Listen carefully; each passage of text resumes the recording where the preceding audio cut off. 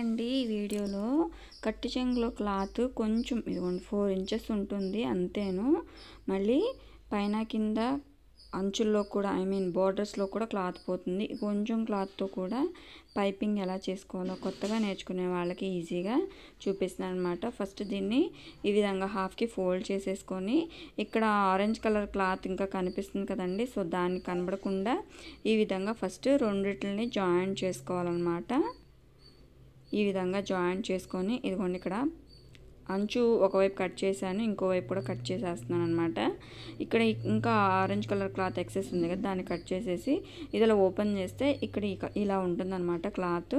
ఎక్కడ స్కిప్ చేయకుండా చూడండి. చాలా ఈజీగా చిన్న క్లాత్తో కూడా మనం నైస్గా పైపింగ్ అనేది చేసుకోవచ్చు బ్లౌజ్ బ్యాక్ నెక్కి. ఇప్పుడు దీన్ని ఈ విధంగా కట్ చేసుకోవాలన్నమాట. క్రాస్ పట్టీస్ కింద కట్ చేసుకోవాలి. ఈ విధంగా మొత్తము క్రాస్ పట్టీస్ కింద కట్ చేసుకున్న తర్వాత ఈ విధంగా ఆ కార్నర్ నుంచి ఈ కార్నర్కి రెండు కూడా ఒకే వైపు కాకుండా ఇలాగ క్రాస్గా ఉండేటట్టు పెట్టుకొని అటాచ్ చేసుకోవాలన్నమాట.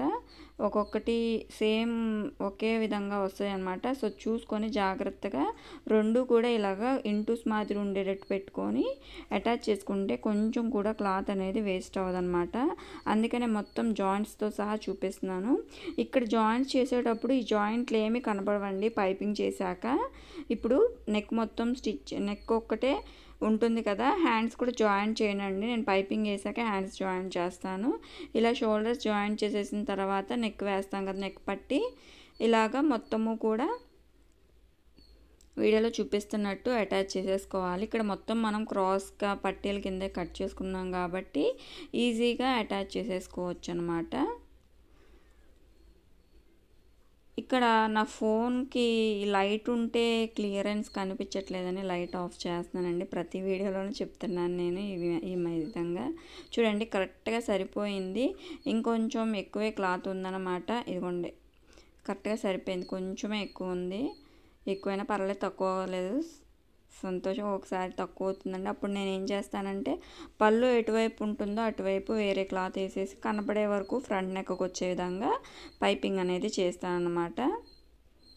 ఒకవైపు ఫ్రంట్ నెక్కి పళ్ళు వేసేస్తాం కదా, సో వన్ సైడే కనిపిస్తుంది కాబట్టి అటు సైడ్ వేరే క్లాత్ కూడా వేసుకోవచ్చు. ఇక్కడ కొంచెం కుట్టు అనేది రఫ్ లాగలేదు, అందుకని మళ్ళీ కుట్టు వేసి ఇక్కడ పైపింగ్ థ్రెడ్ మధ్యలో పెట్టేసేసి ఈ విధంగా పెట్టేసేసి స్టిచ్ చేస్తున్నాను.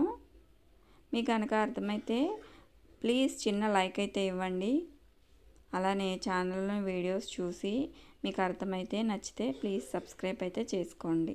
ఇవ్వండి చూడండి ఎంత సన్నగా వస్తుందో, ఎంత నీట్గా వస్తుందో. ఇక్కడ నేను శారీలో క్లాతే వాళ్ళు పైపింగ్ కింద చేసేసేమన్నారు కాబట్టి చేస్తున్నాను.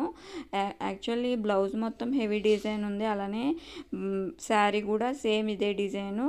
ఓన్లీ కలర్ కాంబినేషన్ బట్టి బ్లౌజ్ శారీ అనేది ఇచ్చారనమాట బార్డరు.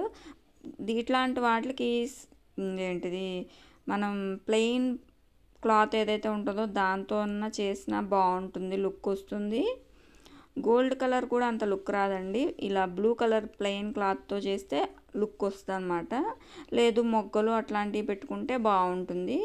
ఇది అంత కనిపించట్లేదు, పైపింగ్ చేశాను అన్న పేరుకే కస్టమర్స్ అడిగారు కాబట్టి చేశాను, కానీ అంత కనిపించట్లేదండి. మొత్తం బ్లౌజ్లో కలిసిపోయింది, ఏదో అక్కడక్కడ బ్లూ కలర్లో అన్నట్టు ఉంటుంది.